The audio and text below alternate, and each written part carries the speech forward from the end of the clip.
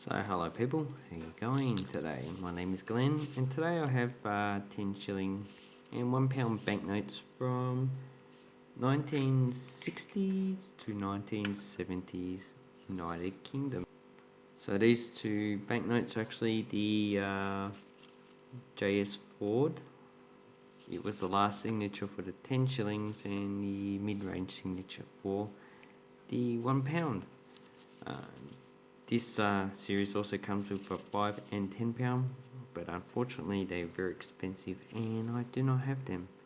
They were a lot of money back then, so what can you expect? So they're pretty basic design. They have Elizabeth II on the front, and for the watermark, I'm actually not too sure what that figure is.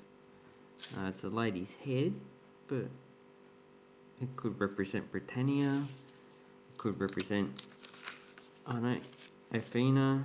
I'm not too sure. If anyone knows, please leave a comment down below. So, the banknotes of the United Kingdom are issued, well, in England and Wales by the Bank of England. In Scotland and Northern Ireland, they actually issue their own banknotes because private banks can actually still issue banknotes in those two countries. So these ones would have been legal tender in all of the UK. You can use them in Guernsey, Jersey, Gibraltar, St Helena, Isle of Man. I think that's about it. Can't think of anything else off my head. So they have a seal of the Bank of England. They have abstract patterns and micro lettering to full counterfeiters. And the back of these two banknotes actually just have the Bank of England, and it has Britannia. So she actually represents the United Kingdom, and she was actually first put on coins during the Roman times. So the London Mint issued coins with Britannia on it, and it was used by the Romans to represent the British Isles. So this one has the same, but the just swirly patterns are actually different.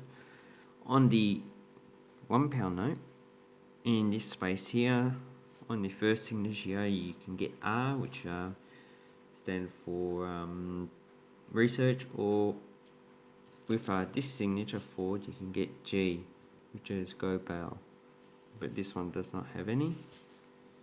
And it's quite a simple banknote. It's actually smaller than the Australian pound banknotes at the time,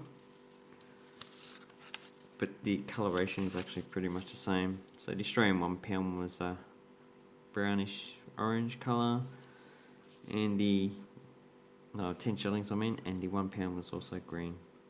So you can actually get replacement banknotes. So for the 10 shillings, if this one is an M, that's generally a replacement. You can actually find information on the internet about this. And with the £1, usually if it's R, S, W, X, and with an M, it's also a replacement, but it depends on the number series as well. And in the later banknotes, which have a 2-letter prefix, they're usually the M's. So the first one is M, and then the second letter is R, S, T, U, or W. They're generally replacements, and they are worth a bit more than the average standard banknote. So these ones are just a normal issue.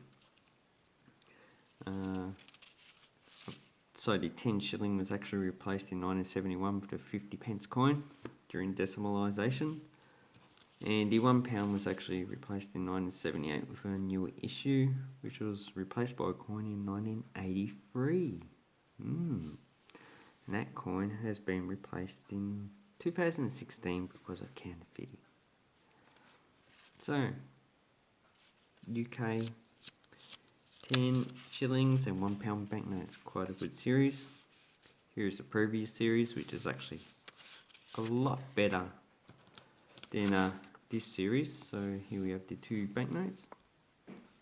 So which one do you think is better? I reckon the bottom one is.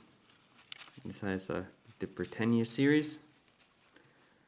So I actually quite like it. It's quite even, and actually the paper is also crinkled as well, which is better.